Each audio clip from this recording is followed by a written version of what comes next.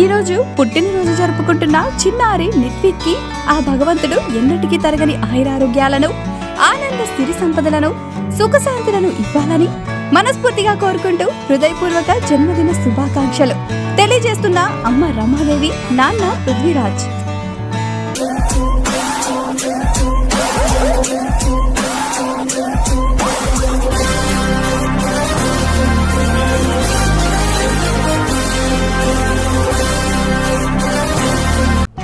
VVD news టీవీని తక్షణమే subscribe చేసుకోండి. నోటిఫికేషన్ కోసం బెల్ ఐకాన్ క్లిక్ చేయండి.